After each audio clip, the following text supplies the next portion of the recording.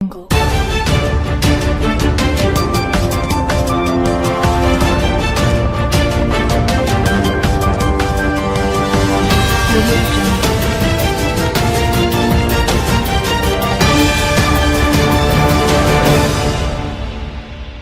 बिहार की राजनीति में मुख्यमंत्री नीतीश कुमार का जो हालिया बयान है वो कई मायनों में अहम है।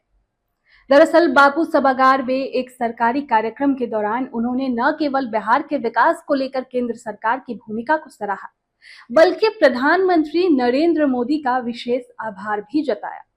ये बयान एक ऐसे समय में आया है जब राज्य और देश की राजनीति में नए नए समीकरण बनते और बिगड़ते दिखाई दे रहे हैं।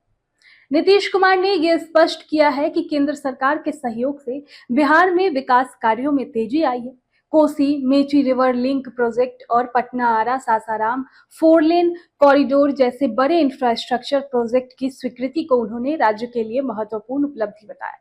इसके अलावा 2025 के केंद्रीय बजट में मखाना बोर्ड की स्थापना और नए हवाई अड्डों के विकास की घोषणा को भी उन्होंने बिहार की अर्थव्यवस्था के लिए फायदेमंद बताया। ये एक ऐसा दृष्टिकोण है दोस्तों जो नीतीश कुमार के विकासवादी एजेंडे को रेखांकित करता है।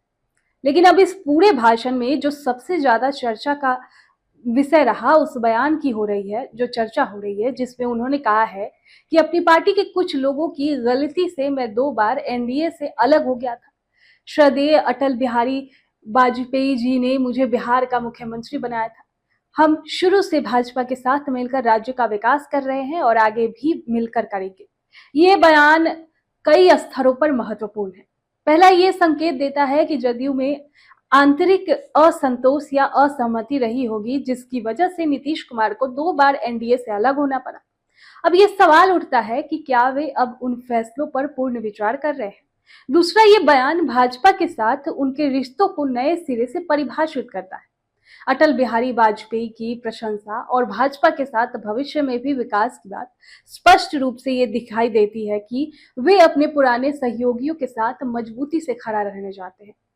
नीतीश कुमार हमेशा से अपनी सियासी चतुराई के लिए जाने जाते हैं दोस्तों। वे गठबंधन बदलने के फैसले में जितनी तेजी दिखाते हैं, उतनी ही चालाकी से जनता के बीच अपनी छवि भी बनाए रखते हैं। अब इस बार भी उनके शब्दों में वही संतुलन झलकता है। उन्होंने विकास कार्यों को केंद्र में रखा, महिलाओं के सशक्तिकरण से लेकर पंचायती राज में आरक्षण और जीविका जैसी योजनाओं की सफलता पर जोर दिया। लेकिन इसके साथ ही उन्होंने राजनीतिक संकेत भी स्पष्ट रूप से दे दिए।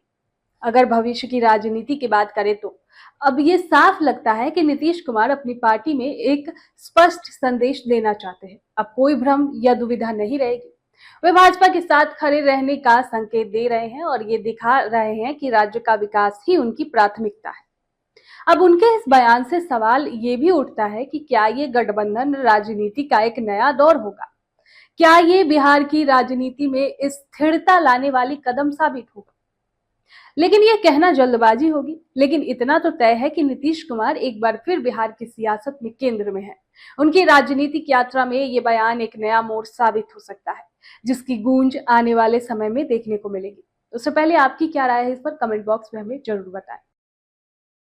सूर्या हॉस्टल एक बार अपने बच्चे को जरूर भेजें। सीमांचल का सर्वश्रेष्ठ हॉस्टल 4ठी कक्षा से 10वीं तक कोचिंग एवं ट्यूशन निःशुल्क, बेहतरीन और हर सुविधा से लबरेज। हमारा पता है दलन कटिहार। संपर्क करें 7903 464641 पर। हमारा वीडियो अगर आपको अच्छा लगा हो तो आप हमारे वीडियो को लाइक करें, शेयर करें और हमारे चैनल को सब्सक्राइब जरूर करें।